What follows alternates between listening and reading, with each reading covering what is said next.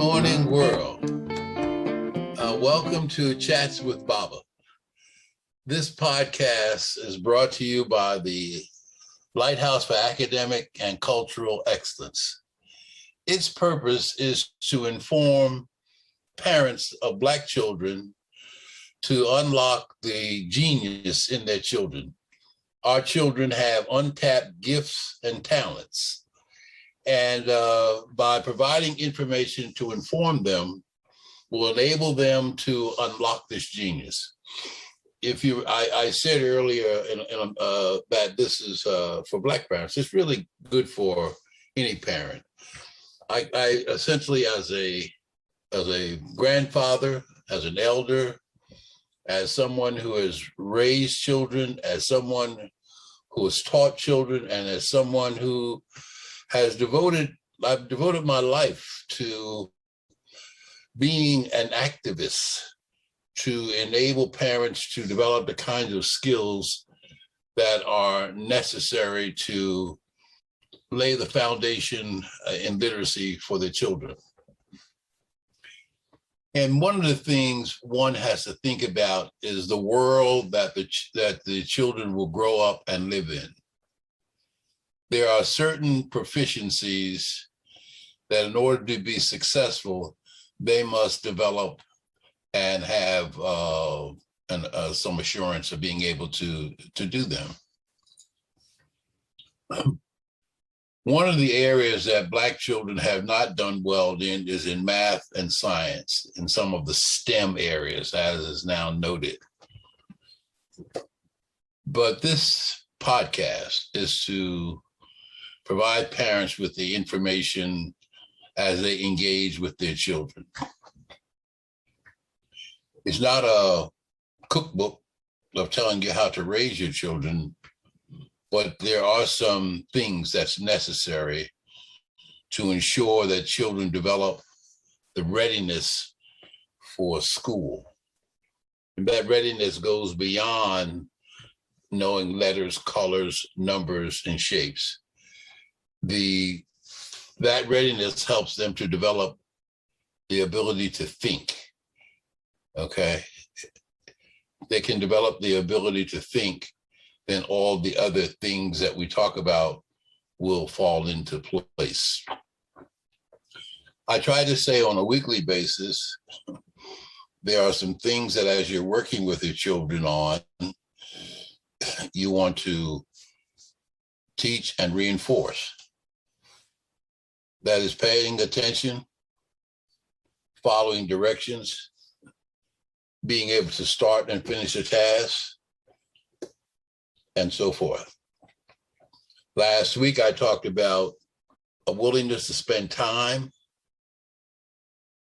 invest in your children, and patience, and a commitment to do those things. Much of what goes on in school has to get children to respond to certain things relative to the content. And those things are, do they know it? Can they apply it? Do they understand it? That's fundamentally what most of what goes on in schools. Do they know it? Do they understand it? Can they apply it? In the hierarchy of thinking, those are low-level skills. Knowing it, understanding it, applying it.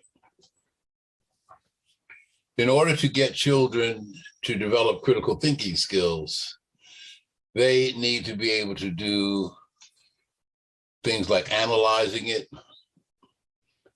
looking at the why and how. So I'm going to address in today's chat, if you will,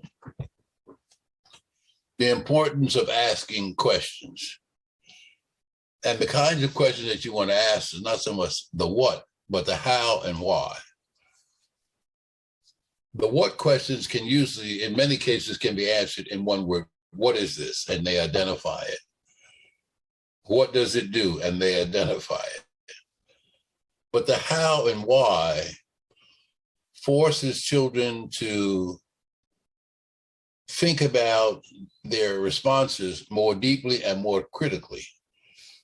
How does this work, and why does it work? So, as they are formulating their responses, they go into a more in-depth thinking before responding.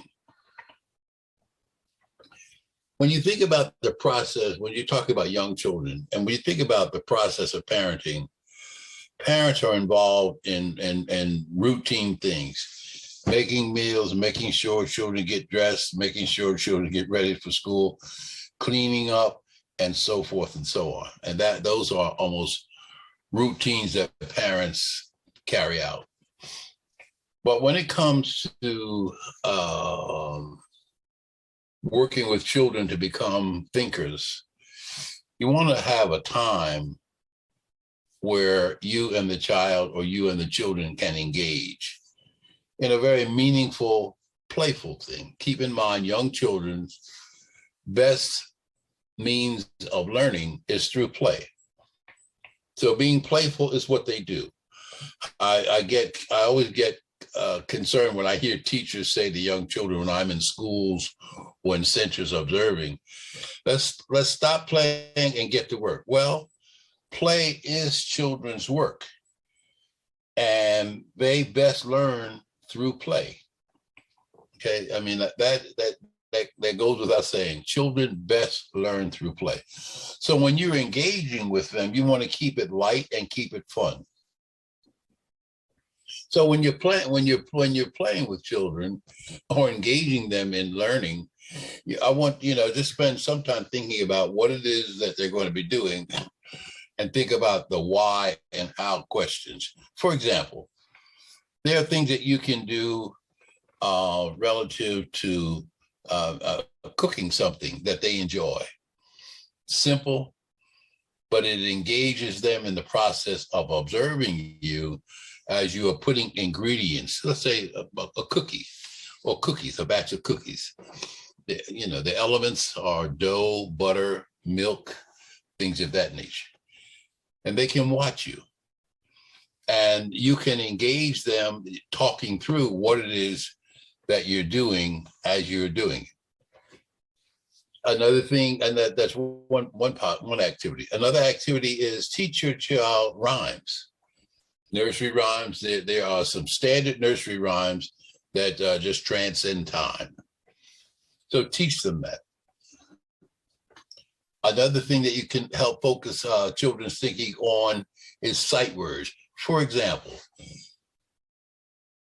visually, children can name every cereal, whether it's Cheerios, Wheaties, Tony the Tiger, Flakes, and Crunch and Munch, and on and on. That's a visual vocabulary that all children have.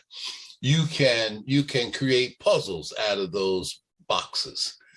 You can take the box of Frosted Flakes, cut that whole section off, cut it up into 4 to 6 pieces, and have children to organize it almost like a puzzle. There's an order. In order to get the cover in the form that it should be, there's an order and a sequence of putting that together. And while children are doing this, there's not a right way or a wrong way. It's just how they go about doing it and engaging themselves and the thought processes. They will come to know that there is an order and there is an organization to putting those things together. The other piece of it is you can have some of these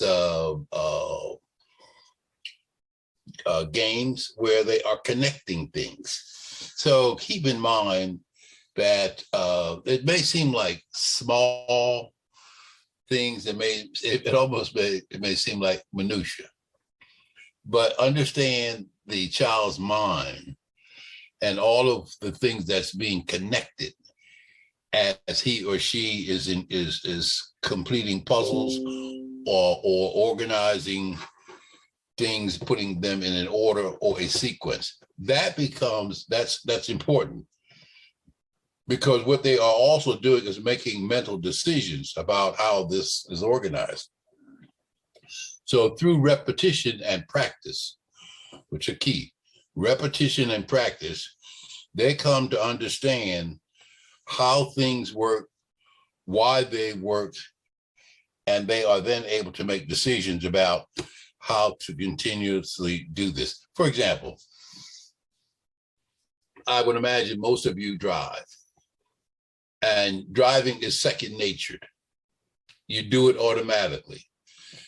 If you're working with your children and teaching them critical, analytical thinking skills, you want them to be able to do that in a fashion that it is second nature.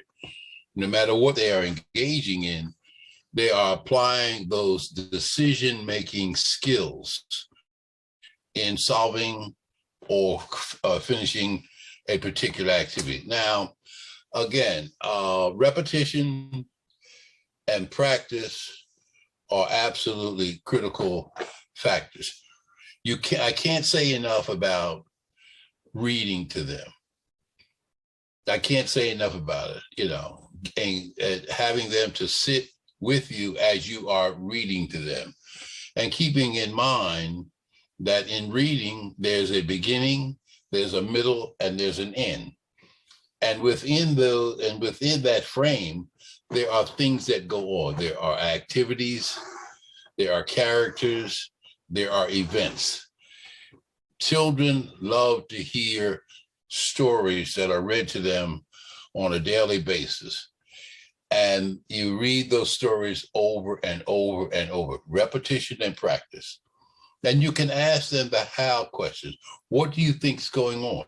Why do you think it's going on? What do you think the outcome is going to be?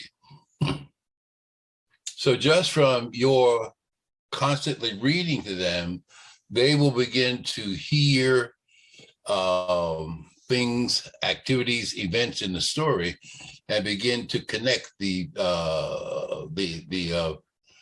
elements as they occur. So repetition is absolutely critical, and practice is absolutely critical. Now, a personal story: when my children were growing up, we always had a period of time in the house that was quiet. And during that quiet time, they were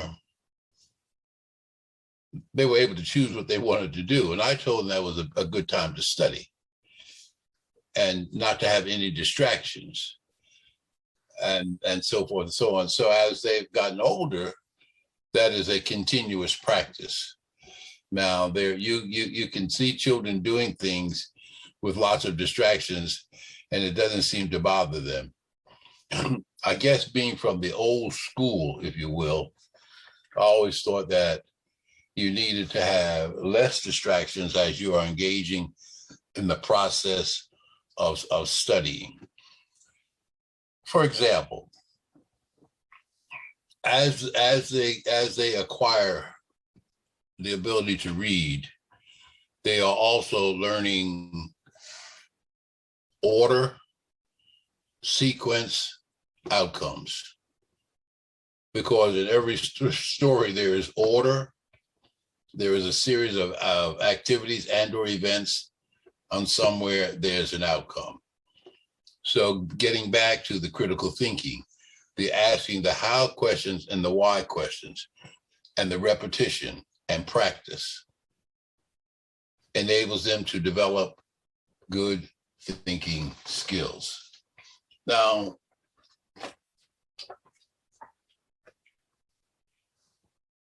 sometimes you'll notice that your children will get somewhat bored. So it's important that in your time spent with them, that you keep them motivated. Children aren't born to not learn. Learning is an acquired habit, and it's a skill, and it comes about as a result of repetition and practice. And what you want to have is an atmosphere that says to them, this is important. It has to be important to you. Remember, children pay attention to what you do and say. And your modeling for them communicates whether or not you have a love of what it is that you are demonstrating for them or not. Some things as children are learning, they will struggle with. That's part of the process, to work through the difficult areas. And as you engage with them and help them to work through this area, hopefully they are developing a love and appreciation for learning. Reading helps children to develop a rich vocabulary. It helps their brain to process concepts and formal communication skills, because they're saying, verbally or not, why is this happening and how is this happening? And the skills gained from reading extend to other language areas. So it's important that children constantly see you reading and you're reading to them. And by doing so, the expression is you learn to read and then you read. First you learn to read, then you read to learn. The better your ability is in reading, the more able you are to challenge other more difficult concepts, more difficult books to read. The other piece of it is, if they develop a love for reading, it doesn't stop in childhood. It just goes on. And if you make reading fun, not frustrating, make it fun. You don't want reading to be boring. And if they develop an attitude of boring, then they won't want to read, and that impedes their ability to learn. So again, I go back to something I said earlier. Children basically learn through play, make play fun, and as they are going through these activities, just pay attention to whether or not they appear to be motivated. Their behavior will tell you whether or not there's an interest. One other thing is to also focus on, find out what they're interested in. Let them engage in selecting books. Let them engage in things that they're going to play with.